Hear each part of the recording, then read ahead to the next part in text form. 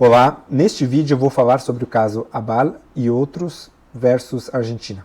Este caso é inusual, é interessante e é peculiar, porque nele a Corte reconheceu a não violação dos direitos. A Corte arquivou o caso sem condenar o Estado argentino.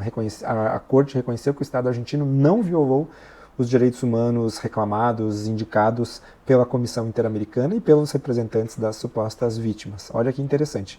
Isso é raro de acontecer, né? É o segundo caso que, se eu não estou enganado, eu vejo isso acontecer. Então, esse caso já chama a nossa atenção por essa peculiaridade, por essa característica extraordinária. Esse caso trata da suposta supressão arbitrária da nacionalidade argentina e do direito de residência a uma senhora, a senhora Ragda Abal, a nacionalidade que for adquirida por procedimento de naturalização. E também esse caso trata da perda, da anulação do direito à residência, do direito de residir na Argentina por parte dessa senhora e de suas filhas.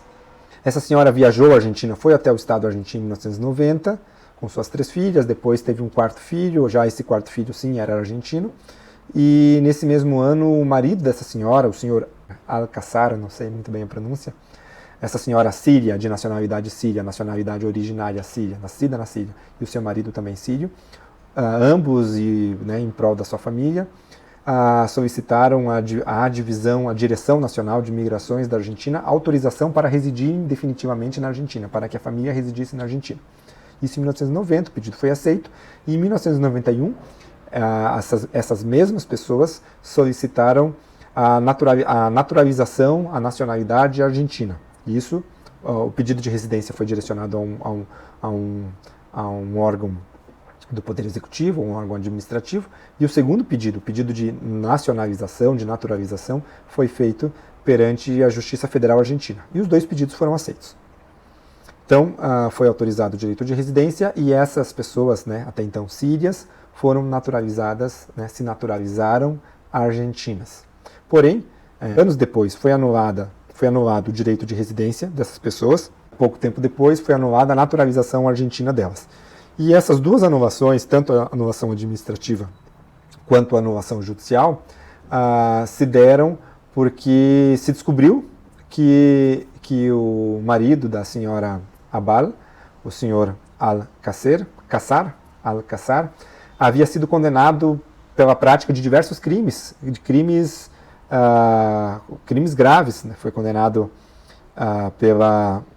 por tráfico de armas, tráfico de drogas, terrorismo, e em razão disso, e também porque esses direitos de residência e de naturalização exigem que as pessoas ostentem bons antecedentes, e diante desses maus antecedentes, desse histórico de crimes, se entendeu que essas pessoas não observavam os requisitos para residirem na Argentina de maneira lícita e para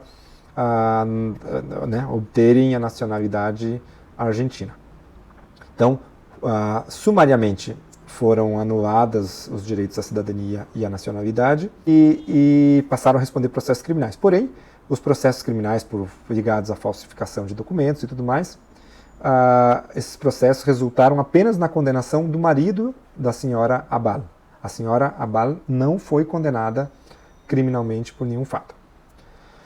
Em 2020, apesar disso tudo, a senhora Abal continuou residindo na Argentina e frequentando a Argentina porque ela ingressou na Argentina utilizando de documentos de outras nacionalidades. Ela apresentou outros documentos de identidade, documentos oriundos de outros países e, portanto, conseguiu entrar sem maiores problemas na Argentina. Os fatos, essa situação perdurou até 2020, após a emissão do relatório de mérito pela Comissão Interamericana de Direitos Humanos, identificando violações de direitos humanos, sobretudo violações procedimentais ligadas ao devido processo legal, à proteção judicial e à ausência de garantias judiciais, reconhecendo que esses procedimentos administrativos e criminal, não observaram os direitos convencionais devidos. Em razão disso, o Estado argentino, anulou a decisão que havia anulado o direito de residência e, portanto, a partir de 2020, foi expressamente, né, expressa e oficialmente reconhecido novamente o direito de residência a essas pessoas. E foi por conta disso que a Corte reconheceu que os direitos processuais realmente haviam sido violados, porém eles não surtiram prejuízos às vítimas, porque elas continuaram ingressando no Estado argentino com outra nacionalidade após a anulação dos seus direitos, e em 2020 o Estado argentino havia reparado essa situação de injustiça, essa situação que, né, poderia gerar algum prejuízo. Logo, a senhora Abal e suas filhas não foram impedidas de entrar e permanecer na Argentina, e também, segundo a Corte, não em nenhum momento experimentaram a situação inconvencional da apatridia, não se tornaram apátridas porque ostentavam outras nacionalidades.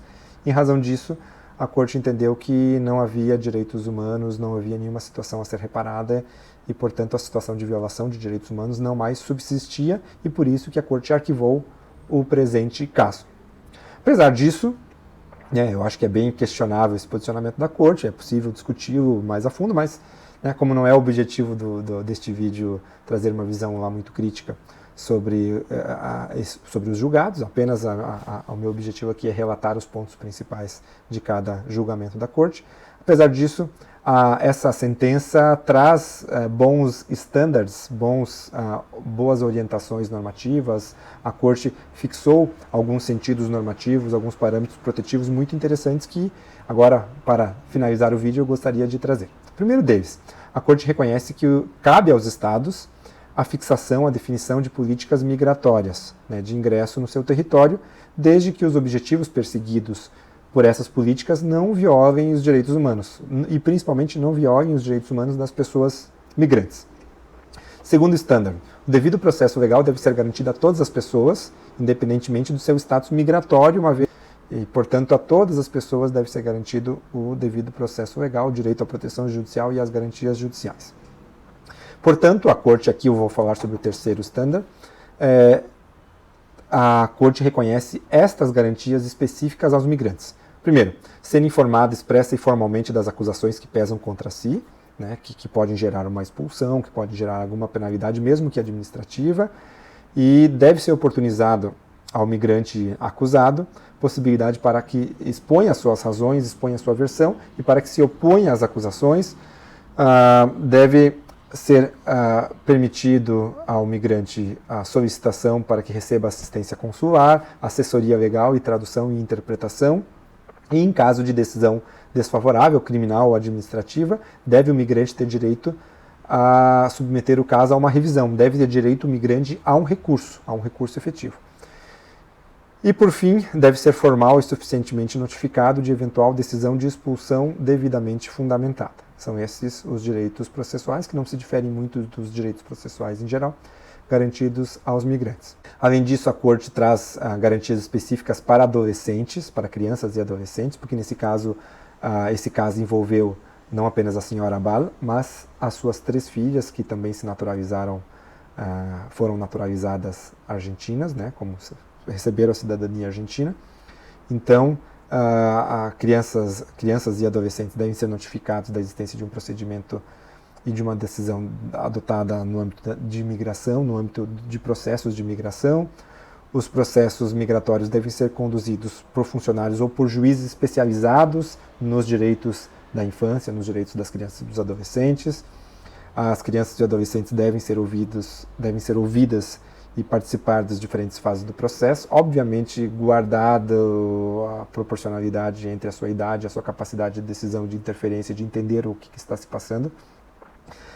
Deve ser assistida a criança por um representante legal e deve ter a possibilidade de se comunicar livremente com esse representante. Deve ser designada tutor no caso de crianças desacompanhadas de seus pais ou separadas de seus pais. O direito a que seja observada uma decisão que melhor se adapte ao melhor interesse da criança ou do adolescente também é um direito muito importante e reconhecido pela Corte. E, por último, os direitos de recorrer de uma decisão que denegue seus direitos ou uma decisão que lhe seja contrária aos seus interesses.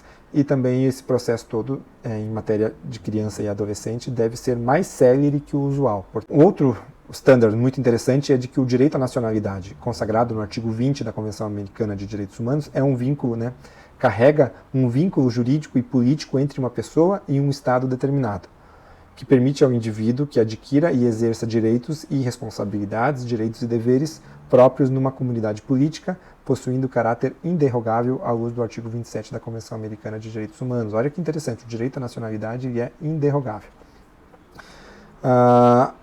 A Corte reconhece também que a discricionariedade dos Estados encontra limite em matéria de nacionalidade. Encontra os seguintes limites em matéria de nacionalidade. 2 pontos. Dever de prevenir e evitar e reduzir a apatridia. Não podem existir apátridas, ou seja, pessoas sem nacionalidade, sem o direito a ter direitos, sem o direito de pertencer a uma determinada comunidade política. E deve o Estado proporcionar aos indivíduos igual e efetiva proteção sem discriminação. Portanto, não se pode adotar nenhum critério discriminatório para fins de concessão ou de exclusão, de anulação de nacionalidade. Por fim, o último standard gerado a partir da leitura do artigo 25.1 da Convenção Americana de Direitos Humanos, que contempla o direito a obrigação dos Estados de garantir a todas as pessoas um recurso judicial efetivo contra todos os atos que violem seus direitos fundamentais. A Corte diz que, para além da existência formal desses recursos, esses recursos devem prover, né, devem conter em si o potencial de gerar resultados ou respostas às violações de direitos humanos. Portanto, não basta a mera oferta, a mera previsão formal desses recursos, mas é necessário que esses recursos tenham potencial de alterar violações de direitos humanos, o que não significa, obviamente, que o recurso sempre tenha que ser julgado favoravelmente, mas esse recurso tem que ter o potencial de levar em consideração os reclamos do apelante, os reclamos do responsável pelo recurso, considerá-los, né, levar em consideração, considerá-los efetivamente, para que seja formulado um julgamento justo. Então são essas as minhas observações sobre esse caso. Muitíssimo obrigado.